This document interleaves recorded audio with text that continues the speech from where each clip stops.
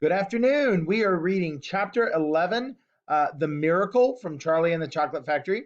And when we left off on Friday, Charlie had found a dollar bill in the snow, and he decided that he was going to take that dollar bill and go buy another candy bar with it, and then take the rest of the money that was left over to home to his family. So let's see what happens. Charlie entered the store and laid the damp dollar bill on the counter. What One Wonka's Wimple Scrumptious Fudge Mallow Delight, he said, remembering how much he had loved the one he had on his birthday. The man behind the counter looked fat and well fed. He had big lips and fat cheeks and a very fat neck. The fat around his neck bulged out all around the top of his collar like a rubber ring.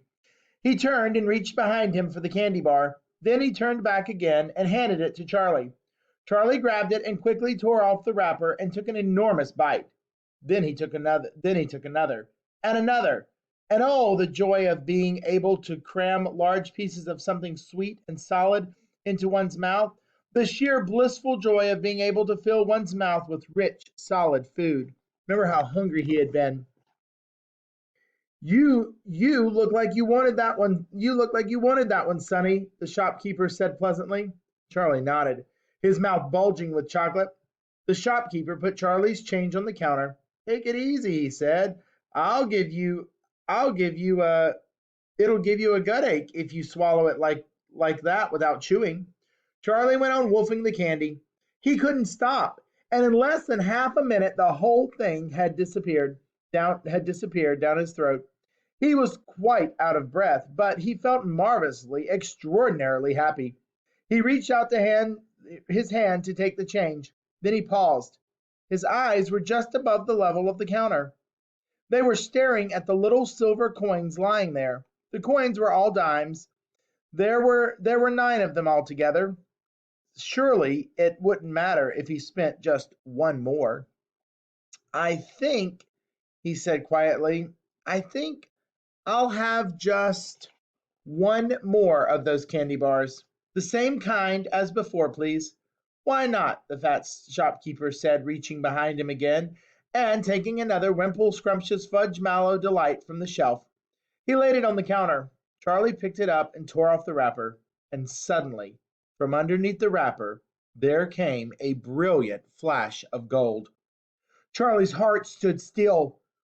It's a golden ticket, screamed the shopkeeper, leaping about a foot in the air. You've got a golden ticket. You found the last golden ticket.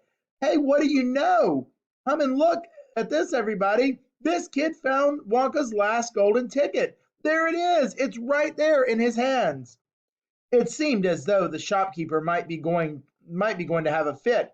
In my shop, too, he yelled. He found it right here in my own little shop. Somebody call the newspapers quick and let them know. Watch out now, Sonny. Don't tear it as you unwrap it. That thing is precious. In a few seconds, there was a crowd of about 20 people clustering around Charlie, and many more were pushing their way in from the street. Everybody wanted to get a look at the golden ticket and the lucky finder. Where is it? Somebody shouted. Hold it up for all to see. There it is. There, someone else shouted. He's holding it in his hand. See the gold shining? How did he manage to find it? I'd I'd like to know. A large boy shouted angrily. 20 bars a day I've been buying for weeks and weeks. Think of all the free stuff he'll be getting too. Another boy has said enviously. A lifetime supply? He'll need it. The skinny little shrimp, a girl shouted, laughing. Charlie hadn't moved. He hadn't even unwrapped the golden ticket from around the candy bar. He was standing very still, holding it tightly with both hands, while the crowd pushed and shouted all around him. He felt quite dizzy. There was a peculiar floating sensation coming over him, as though he were floating up in the air like a balloon. His feet didn't seem to be touching the ground at all. He could hear his heart thumping away loudly somewhere in his throat. I think Charlie is just shocked. He doesn't know how to feel. At that point, he became aware of a hand resting lightly on his shoulder, and when he looked up, he saw a tall man standing over him. Listen, the man whispered. I'll buy it from you. I'll give you $50. How about it, eh? And I'll give you a new bicycle as well, okay? Are you crazy? Shouted a woman who was standing equally close. Why, I'd give him $500 for the ticket. You want to sell that ticket for $500, young man? That's quite enough of that, the fat shopkeeper shouted, pushing his way through the crowd and taking Charlie firmly by the arm. Leave the kid alone, will you? Make way here. Let him out. And to Charlie, as he led him to the door, he whispered, don't you let anybody have it. Take it straight home quickly before you lose it. Run all the way and don't stop till you get there and you understand? Charlie nodded. You know something? The fat shopkeeper said, pausing a moment and smiling at Charlie.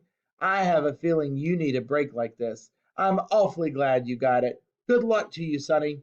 Thank you, Charlie said, and off he went running through the snow as fast as his legs would go.